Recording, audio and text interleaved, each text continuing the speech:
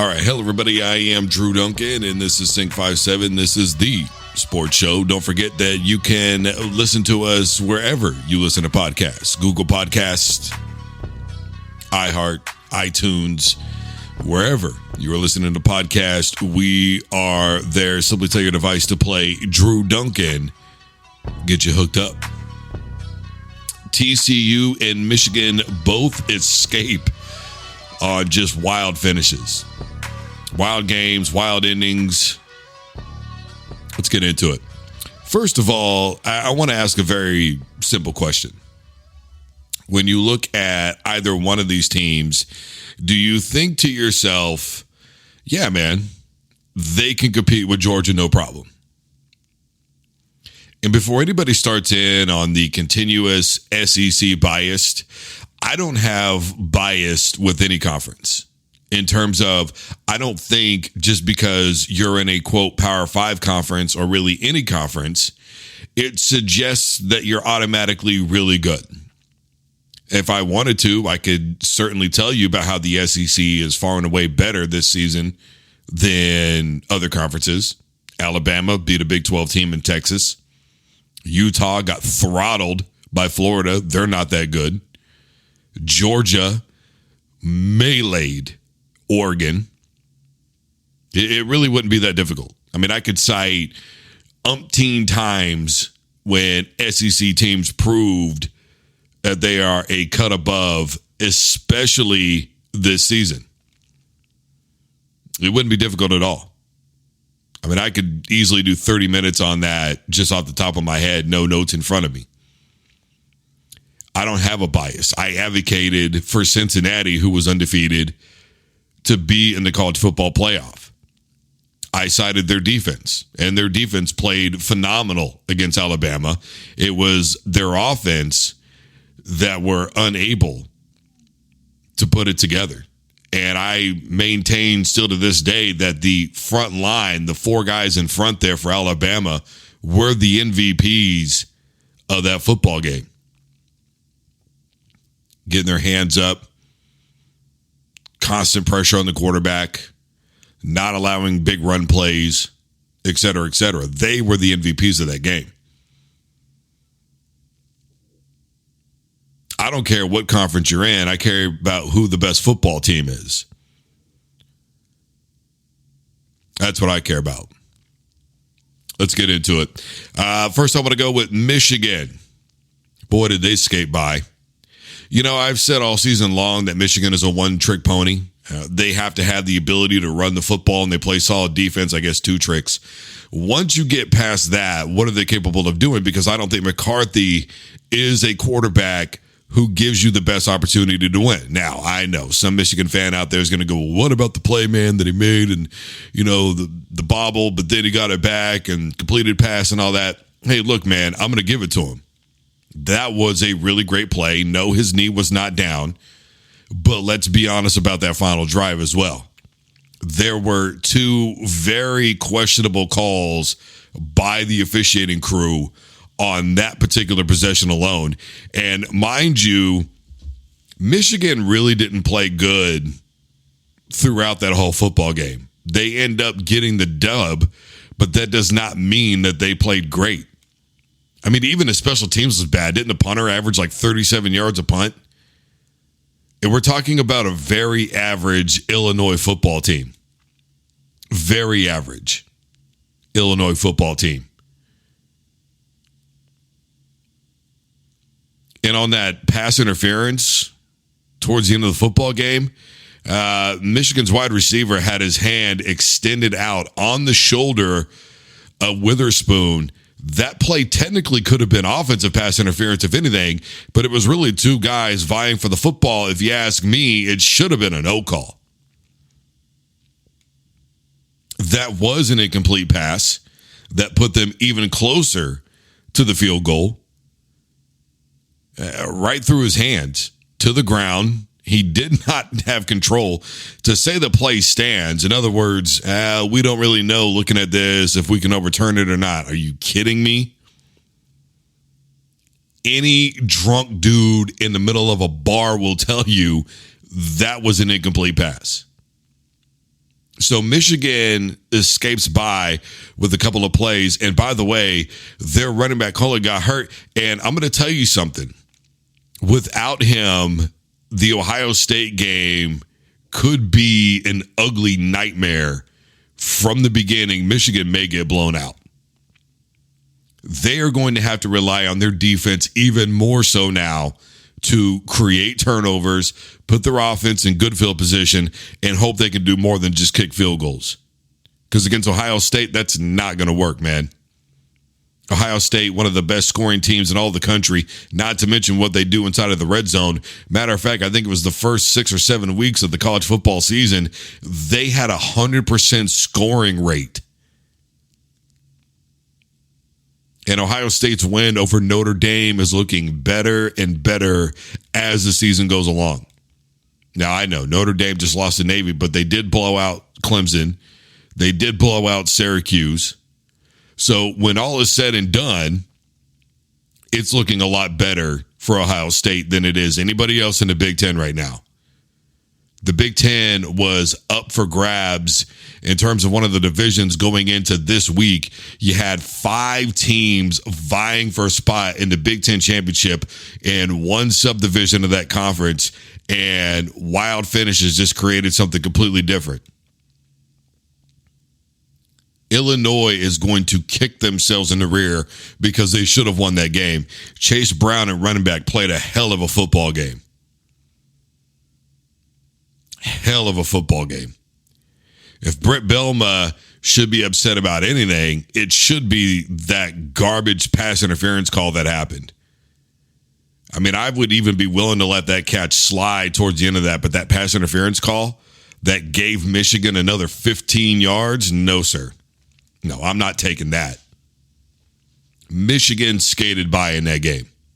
They've had a couple of impressive wins. I'll give it to Michigan. Obviously, the Penn State game where they blew them out, that was a huge win for them. But outside of that, I really haven't seen anything from them that tells me, hey, they can't compete with Georgia. I just don't see it. Defensively, they probably can. Offensively, they don't have enough. McCarthy made a couple of plays down the stretch, but for the most part, when Michigan has had to rely on him in the past, just couldn't get it going. They survive off of defense and a good running game, and struggling with a team like Illinois, not a good look for the Wolverines. The most dominant teams in college football, for the most part, have been Georgia and Ohio State.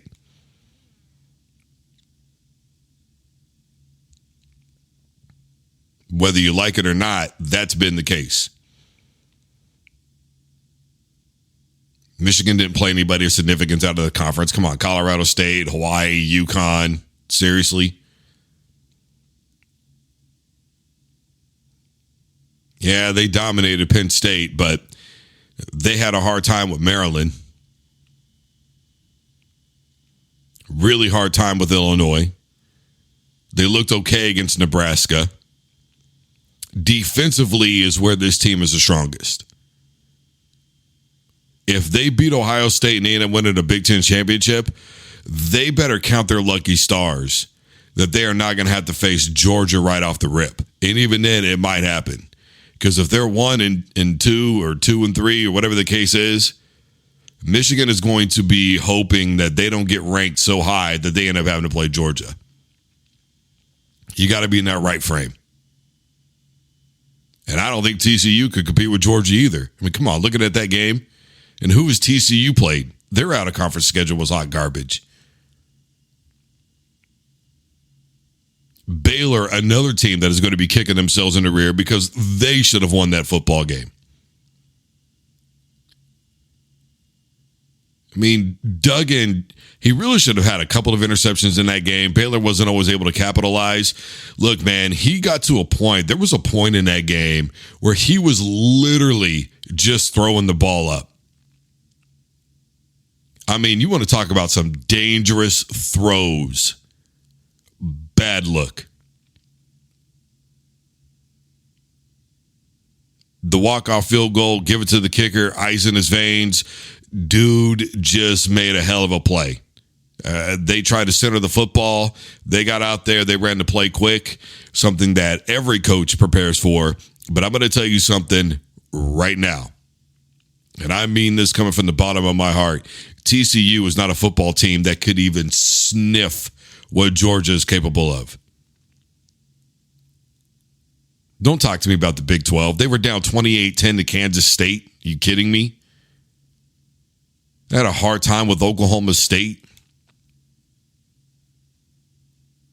They struggled against SMU. The other games, what was it, Tarkenton, who they played out of conference? Come on now. Tarkenton.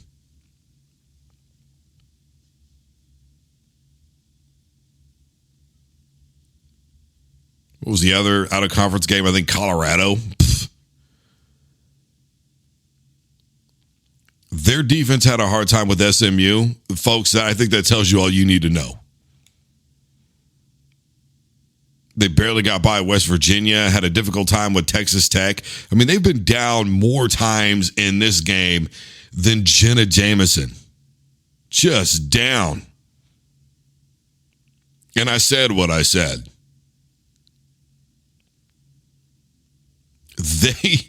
They have been playing from on their backs for the majority of the football season. Seriously. You can't tell me that you think that TCU could beat Georgia.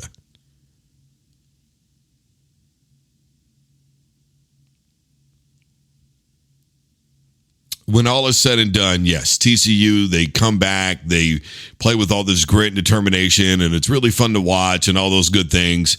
But how long can you live like this? I mean, we've been seeing this from TCU now for how many weeks? Had a hard time with KU when they had a backup quarterback who lost his job to the quarterback that they started out playing against.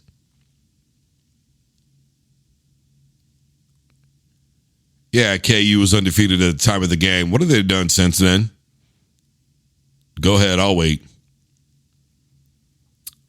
The point of what I'm saying is, if you watch either one of these teams and think to yourself, they can compete with Georgia, then I have some land that is in a beachfront property that I would love to sell you that is in Wisconsin. And I've got another piece of property that's beachfront in North Dakota and an additional one in South Dakota. Ain't no way, bro. What is that? Ain't no way, boy. Ain't no way, boy. No, there's no way. It's not happening. You can call me a hater all you want to. And look, TCU fan, Michigan fan, enjoy being 11-0. Maybe enjoy being 12-0. Possibly enjoy being 13-0. But the moment either one of you has to play against Georgia, that will be the day that everything stops. It will end horribly for TCU and for Michigan against Georgia.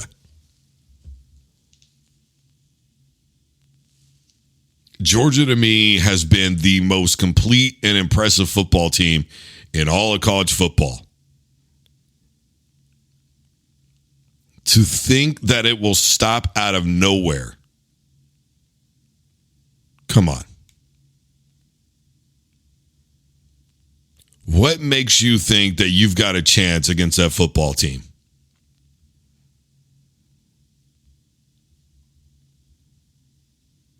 They waylaid Oregon.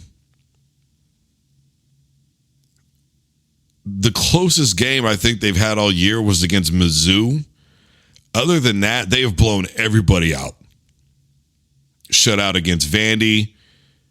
They beat a highly ranked Tennessee football team. I think Tennessee was number 1 in the country at that point by 14. Last week, they took care of business against Mississippi State.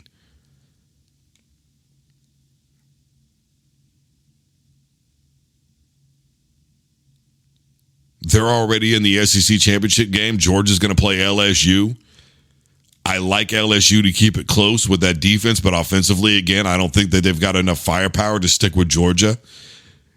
Unless Georgia does something to beat themselves, like maybe against Georgia Tech, but even then, highly doubt that's going to happen next weekend, or on the 26th anyway. I really just don't see where Georgia has anybody in front of them that could potentially be in the CFP or anywhere else that could absolutely dominate them. And if LSU does happen to beat them, it's because they're a better football team than anybody's giving them credit for. I know people are going to look at that Florida State game, and that's fair. That's very fair. And they're going to look at another blowout loss, which is fair, very fair. But since then, they have played really great football. They're playing their best right now. And I'm not a big fan of Coach Brian Kelly at all. Anybody who knows me knows that I have no love for that man whatsoever. The way he did those kids out in Cincinnati, that was enough for me. The way he bolted out at Notre Dame, that was even better for me to forget this.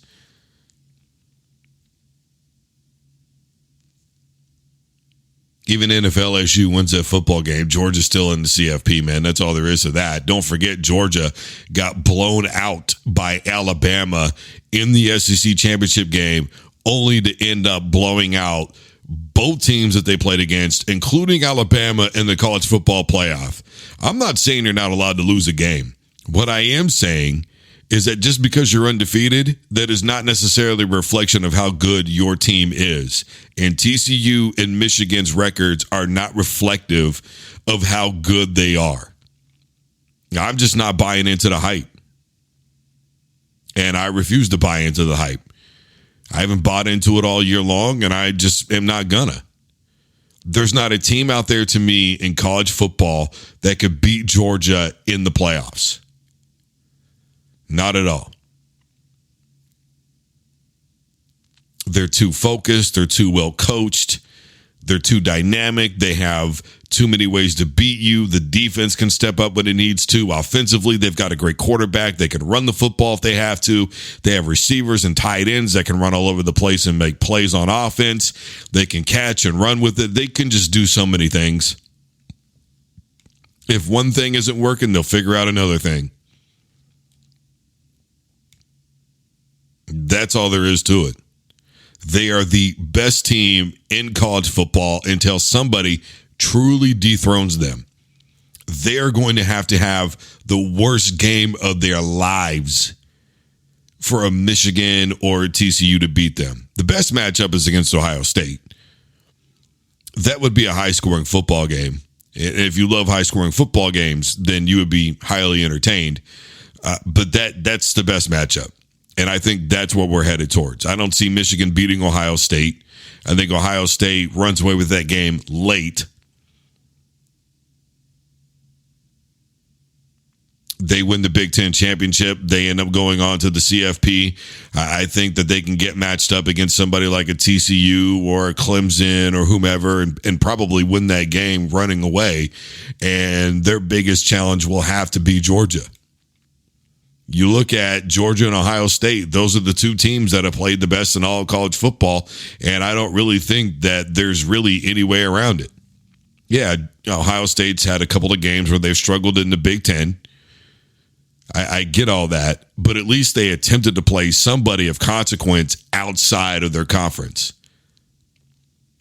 Notre Dame was looked on very favorably, even though I don't necessarily agree with it. Again, I don't think we should rank teams until the end of week 8, and I don't think there should be a CFP ranking until the end of week 12, given how long the season is. And I've said 101 times, anybody who follows the program, I think they need to minimize the amount of games that they play in the regular season anyways. They need to add not 12, but 16 teams. There should be a 16-team playoff. And go from there. But regardless of that, the point of what I'm saying is there's no way in hell anybody who watched TCU and Michigan today thinks to themselves, they could play Georgia. Nah, not going to happen, bro. And the only reason why the Michigan-Ohio State game could be close is because at this point, Ryan Day and Jim Harbaugh know each other so well. We're talking about two coaches who have been playing against each other now for a couple of years. Jim Harbaugh has played against Ohio State how many times? Ryan Day hasn't changed anything much from Urban Meyer days. He's kind of kept the same thing going in terms of the style of play and all that. So, really, when it boils down to it, these are two coaches very familiar with each other, who know each other very well, understand each other's tendencies, and unless either one of them decide to really do something crazy, that is why that game could be close. Other than that, I just don't see why it wouldn't be a blowout. If this were two teams playing against each other and it was two coaches who never really played a lot against each other, except for situations like a CFP or the random out-of-conference game that's really huge at the beginning of the season, I would call Ohio State winning that game running away. That's how exactly that would go to me. Ohio State is the better football team overall. And even then, I think they should still win by a couple of touchdowns. They should. Michigan's inability to run the football, more than likely without their lead running back in next Saturday, depending on his health. And no, not going to happen. All right, everybody, I am Drew Duncan for Sync 57 Sports. This is the 57 Sports Show.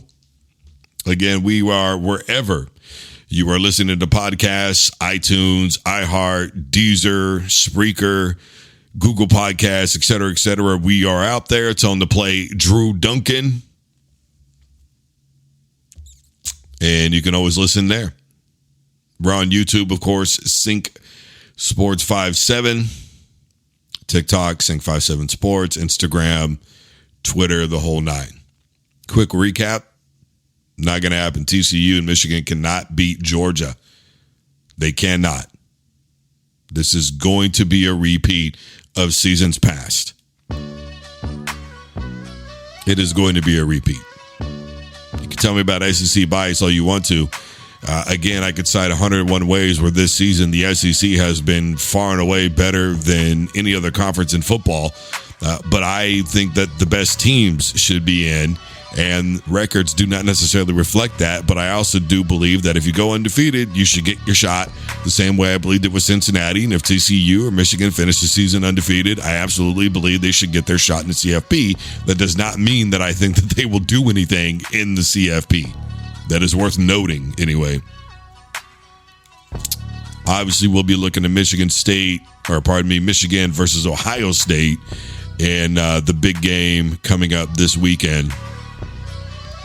Of course, Georgia's going to be taking on Georgia Tech in state rivalry game, but still, I don't think that's really going to make a big difference. I think we're all looking ahead to Georgia playing LSU in the SEC championship game. See how that goes. LSU right now, number 6 in the CFP, if I remember correctly, by last look. If they win that game, they probably get in. They're going to get in over somebody because I feel like TCU or Michigan will slip up before the season is over. All right, everybody, have a good time. Winter time is upon us. All the snow and everything out there. Make sure you are staying safe and taking care of yourselves.